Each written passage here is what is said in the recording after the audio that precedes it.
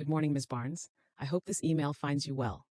I understand that this case has been ongoing and has passed through several hands, which may make it difficult to keep track of all the details. I appreciate your time and effort in assisting us. To address your questions thoroughly, I've provided additional context and proof below. I have sent the requests to the evaluators. We are praying that these evaluations can be done during the summer session rather than during the school year, though we understand availability may be an issue. If one of the evaluators is unavailable, is there a backup specialist who could step in? Our ultimate goal is to avoid another semester at McKinley just for the evaluation. McKinley is detrimental to the child we knew, and we feel powerless. The longer Jade stays there, the more behind and frustrated she becomes. The school claims we are a team on behalf of Jade, yet they undermine every decision we oppose or insist on, and then strong-arm us into decisions we are firmly against. The faster we can get these evaluations done, the better. Has there been any response from the NBOE or Miss Liss? The speech and language pathologist wants to know if your daughter has any speech. Jade's IEP indicates she is supposed to receive speech services. However, there have been numerous instances over the past 2 years where the speech therapist either quit or didn't show up, and replacements were difficult to find. We only discovered this through a slip of the tongue from a teacher, as the school never informed us. We often don't know if any services are actually being provided to her.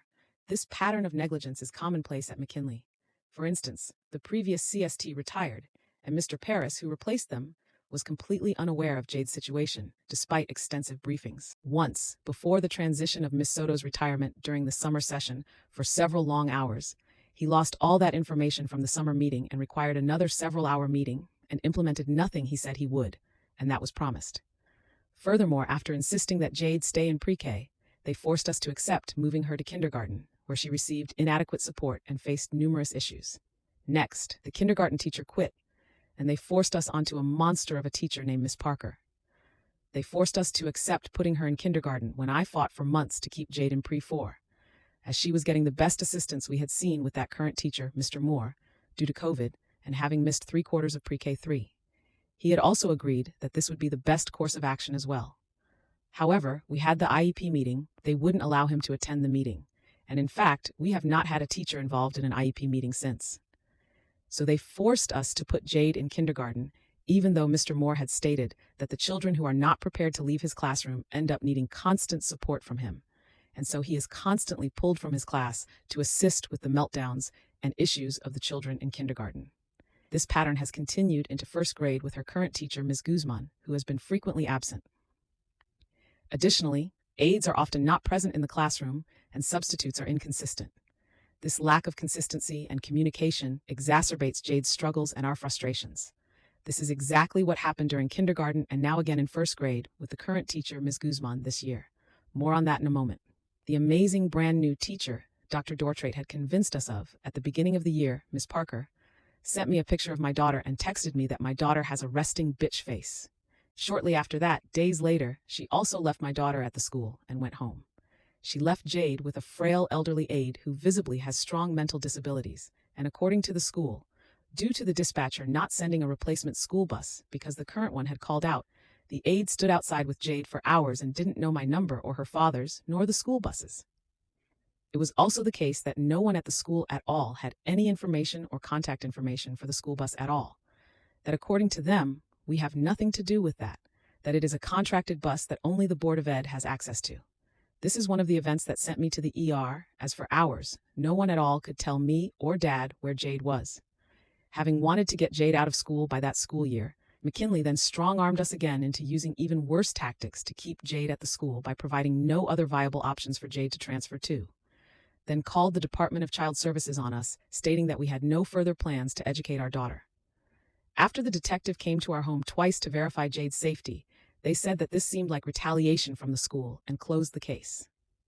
Finally, having no choice again, we discussed all these new issues during the last IEP and insisted on keeping Jade back a year, but they forced us into, again, this amazing, fantastic teacher, Ms. Guzman, who we then later found out has spent most of the year absent.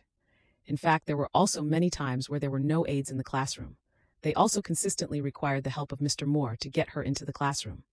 This I saw myself the day I dropped her off later in the afternoon, since she had to poop and requires a diaper.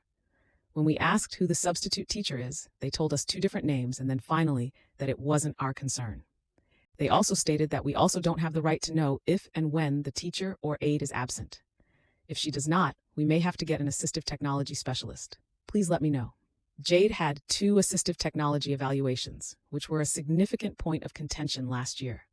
When we requested it back in Pre-4, it continuously fell through the cracks, even after filling out all the necessary paperwork they required for them to do so, as they were extremely reluctant about it. Despite our repeated requests, the school initially insisted she did not need further evaluations, citing assessments done when she was 2 years old, insisting that she had the PECs, she didn't need it, and in turn, gave us a thick binder of pictures to carry around indoors and outdoors to get Jade to communicate with us. Only after persistent advocacy did we secure the reevaluations, which were conducted by outside agencies that have contracts with the school and therefore labeled as independent evaluations. However, the process was mishandled, causing significant delays and financial strain on us. Ms. Fonseca at the MBOE repeatedly insisted that the first AT evaluation had been done and sent to me. She argued relentlessly after I explained that I did not receive any details or documentation of that evaluation, even raising her voice, claiming the evaluation stated Jade did not need assistive technology and that the assessment had been sent over. Yet, when the advocate requested a copy, Ms. Fonseca eventually admitted after weeks of follow-ups by the advocate and me that the evaluator had quit the position and the files on Jade were lost and that there were no records of them whatsoever. She then sent another packet of paperwork to fill out. The process took another few months and constant updates on it until finally Jade received an iPad.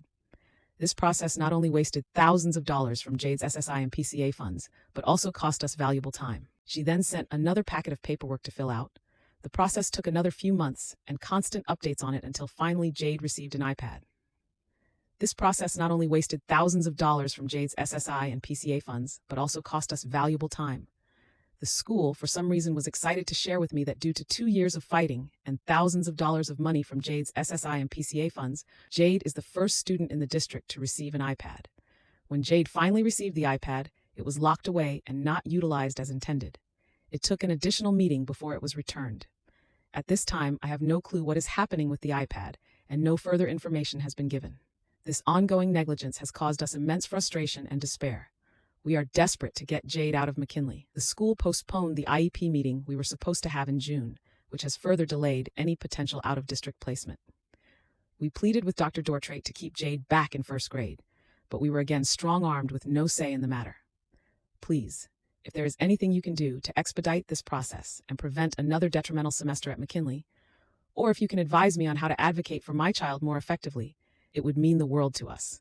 We are feeling utterly helpless and hopeless in this situation and need support to ensure Jade receives the education and care she deserves. Thank you for your time and consideration. Best regards.